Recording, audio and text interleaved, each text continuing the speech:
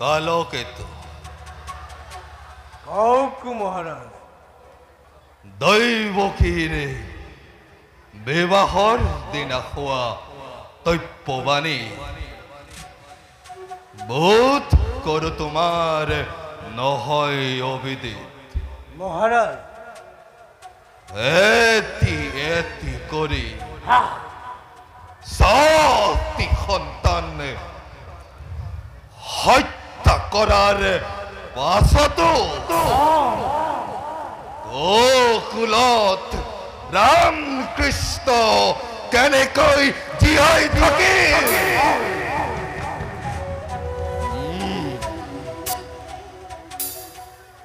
বুজিছো ভালদৰে বুজিছো এইবিলাক দেৱতাৰ চালনা মহাৰাজ আৰু ইয়াৰ মূলতে আছে বসুদেৱ দৈবকী মহাৰাজ আনিছো সংবাদ মই সেই দৈত্যন্ত শিশুৰ বসুদেৱ আৰু দৈবকীয়ে প্ৰতাৰণা কৰি গোকুলত লুকুৱাই ৰাখিছে সেই অষ্টম সন্তানক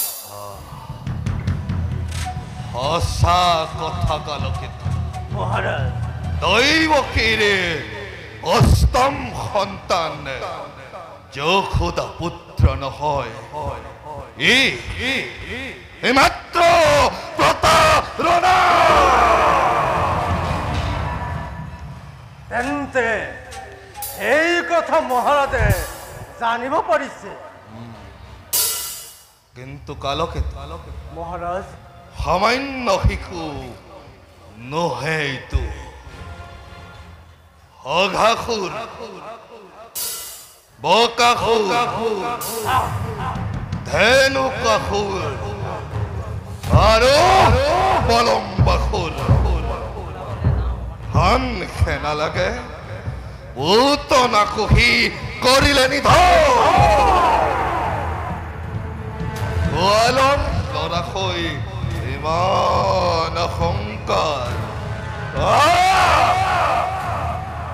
আৰু মোৰ সহ্য নহয় কালকেতু মহাৰাজ সেই কলিয়া কৃষ্ণক নিধন নকৰালৈকে মোৰ আৰু নহব শান্তি এইবাৰ মহাৰাজে মোৰ ওপৰত অৰ্পণ কৰক কৃষ্ণ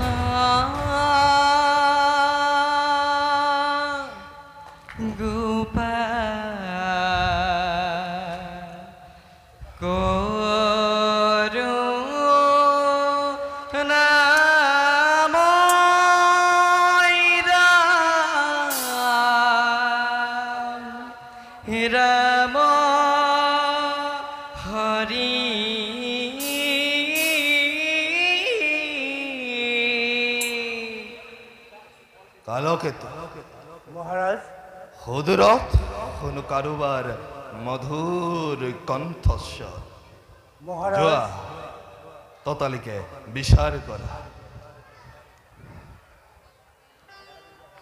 মহাৰাজ সুদূৰত দেৱঋষি নাৰদে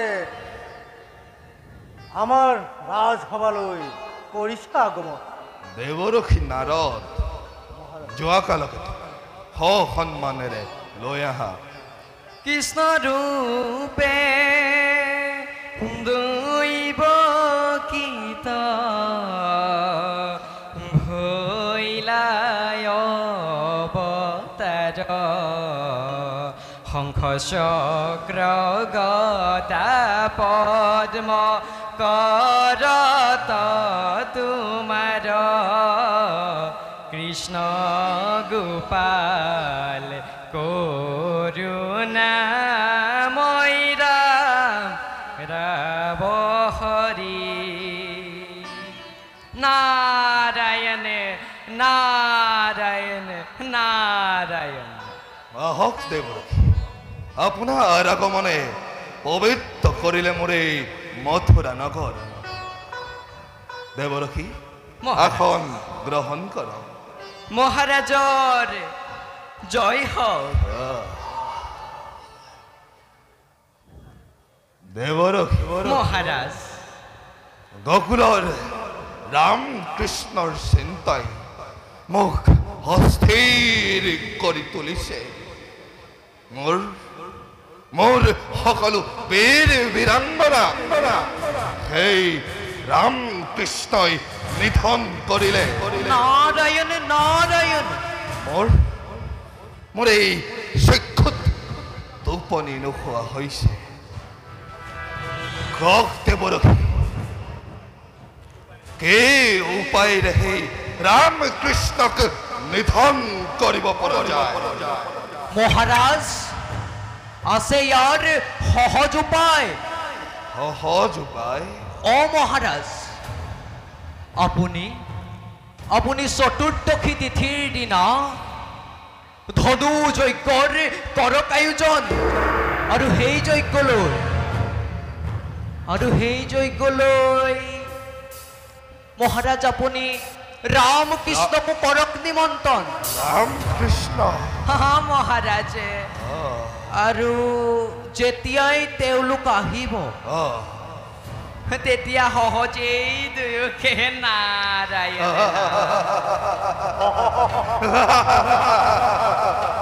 বেশ দেৱৰক্ষী। ইয়াৰ বাহিৰে মহাৰাজৰ অন্য উপায় নেদেখো মই।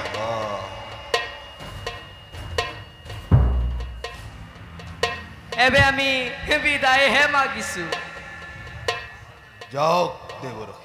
নাৰায়ণে নাৰায়ণে। এ শুনা শুনা কংস ৰাজ মুহুৰ বচনা, এবা তুমি ৰামকৃষ্ণক কৰে নিমন্ত্ৰণ।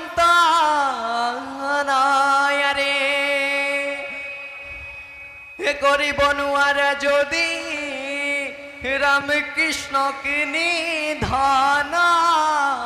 নাৰায়ণ। এ ৰামকৃষ্ণৰ হাতে তোমাৰ মিলিব মৰ। নাৰায়ণ নাৰায়ণ। কালকেতু মহাৰাজ শুনিলা নহয় দেৱৰক্ষীৰ কথা? অহা চতুৰ্দশী তিথিৰ দিনা ধনযজ্ঞৰ কৰা আয়োজন। ৰামকৃষ্ণক মতাই আনি অচিৰেই নিধন কৰিব পৰা যাব। মহাৰাজ এতিয়া যোৱা বন্দী বসুদেৱক লৈ আনাগৈ। ভাল মহাৰাজ।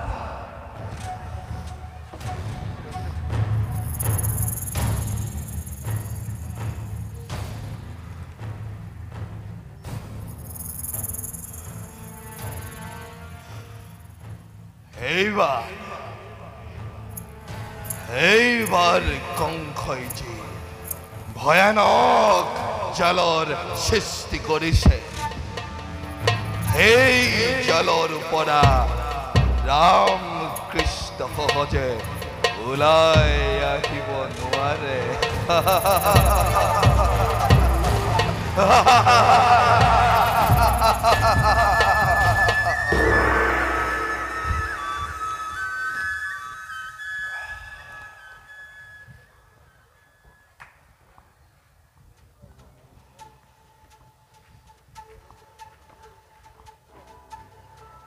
বসুদেৱ, কওক ৰাজন। দৈবকীৰ গৰ্ভজাত অষ্টম সন্তান কি এতিয়াও জীৱিত? আৰু তাৰে ভয়ত মহাপৰাক্ৰমী ৰজা তুমি কম্পমান। বসুদেৱ, প্ৰতাৰণা কৰিছা মোক। তুমি বিশ্বাসঘাত। বিশ্বাসঘাতকতা, প্ৰতাৰণা, বিশ্বাসঘাতকতা কৰিছা তুমি। তোমাৰ পৈতৃক পুত্ৰকে মুখ আনি দিয়াৰ অঙ্গীকাৰ কৰেছিলাম, এতিয়া কোৱা বহুতে কোন নীতিমতে তুমি তোমাৰ প্ৰতিজ্ঞা কৰিলা ভংগ নীতি তোমাৰ মুখত নীতিৰ কথা শোভা নাপায় ৰাজন বহুতে তুমি কোন অধিকাৰত মোৰ নীতিৰ বিচাৰ কৰিলা তথাপিতো কওঁ খুৰা মই প্ৰতিজ্ঞা পালিবৰ হেতু সদায় প্ৰস্তুত আৰু প্ৰতিজ্ঞা পালনৰ হেতু এটিকৈ সতী পুত্ৰ তোমাৰ হাতত অৰ্পণ কৰিম আৰু তাৰ পাছত কি তোমাৰ সঁচাই কন্যা সন্তান জন্ম হৈছিল তুমি কি দেখিছিলা ৰাজন বুজিছো ভালদৰে বুজিছো মই প্ৰতাৰিত সঁচা কথা কোৱা বহুদেৱ দৈৱকীৰ কোলাত থকা সেই কন্যা সন্তান কত পাইছিলা খুৰা ৰাজন সেই কন্যা ৰত্ন আছিল নন্দৰাণী যশোদাৰ দৈৱকীৰ অষ্টম পুত্ৰৰ বিনিময়ত সেই কন্যা ৰত্ন আনি বসুদেৱে কংসৰ নাৰকাত ঘৃতাহুতি কৰিছিল প্ৰদান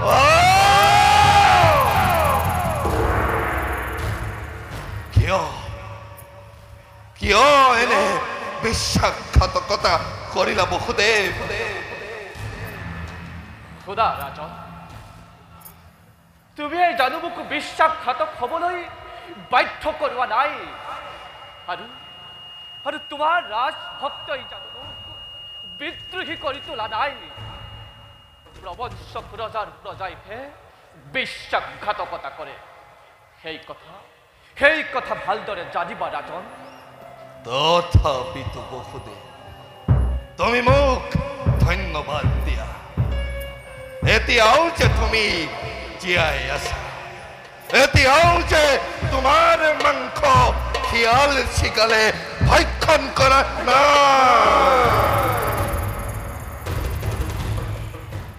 ক্ষমা কৰিবা ৰাজন তোমাৰ কথা বিশ্বাস কৰিব নোৱাৰো জীৱন মৰণৰ গৰাকী তুমি নোহোৱা কিমান পৰাক্ৰমী ৰজা হৈও এটি সামান্য শিশুৰ ভয়ত তুমি কম্পমান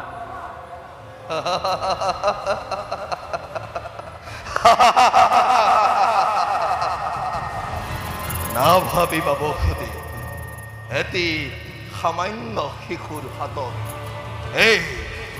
এই কংস পৰাস্ত হ'ব বুলি বাৰু তথাপিতো আজি তোমাৰ মুক্তি কালকেতু বসুদেৱৰ বাণ খুলি দিয়া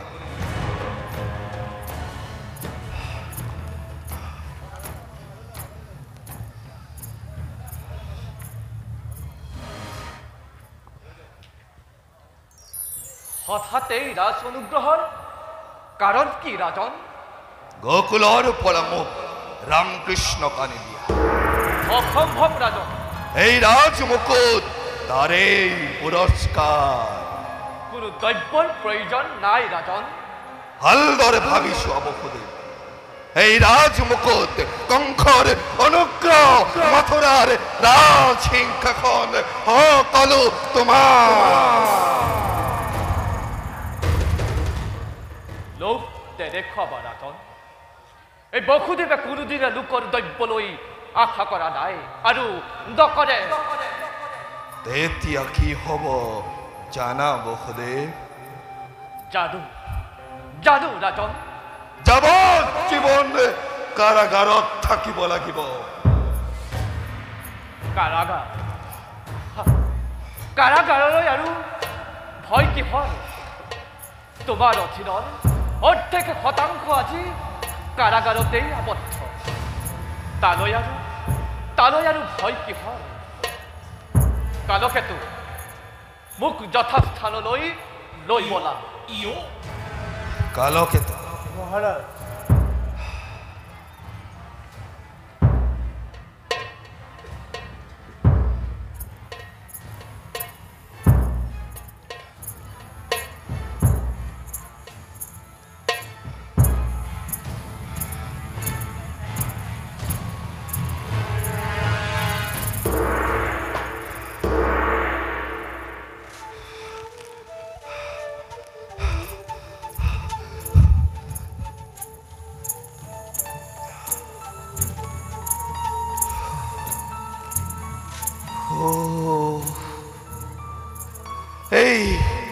বিশাল সমস্যাৰ পৰা মোক আজি কোনে উদ্ধাৰ কৰিব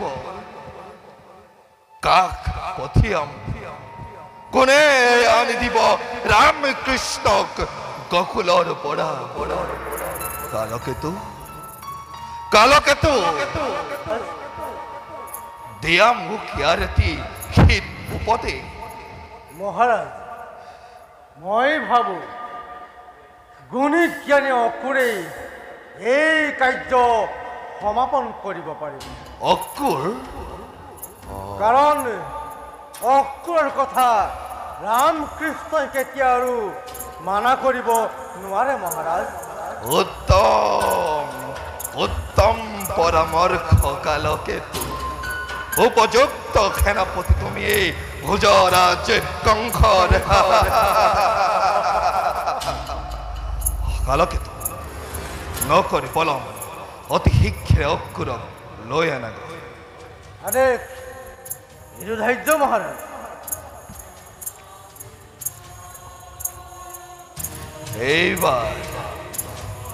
এইবাৰ কংসই যে অদ্ভুত বেহুৰ ৰচনা কৰিছে তাক ভেদ কৰা শক্তি কাৰোৱেই নাই ৰামকৃষ্ণহে নালাগে হত ৰাম কৃষ্ণ আহিলেও তাক ভেদ কৰিব নোৱাৰে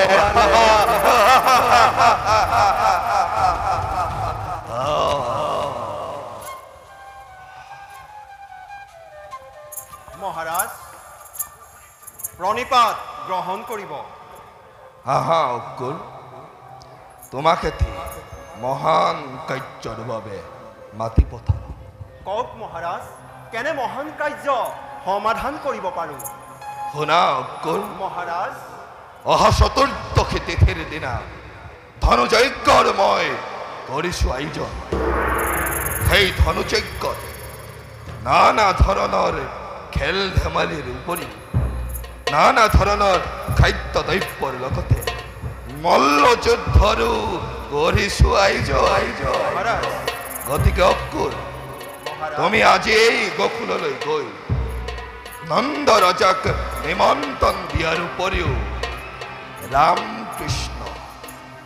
ৰামকৃষ্ণক নিমন্ত্ৰণ জনাই লগত লৈ আহাগৈ ভাল মহাৰাজ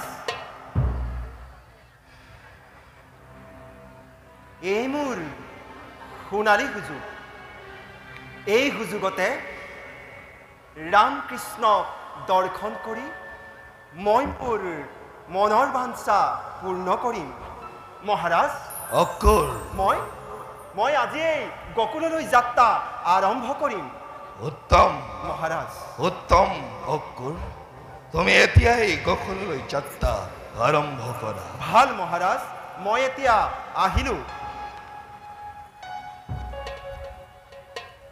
কালকেতু মহাৰাজ অচিৰেই পূৰ্ণ হ'ব মোৰ মনৰ কামনা উৎসৱ কৰা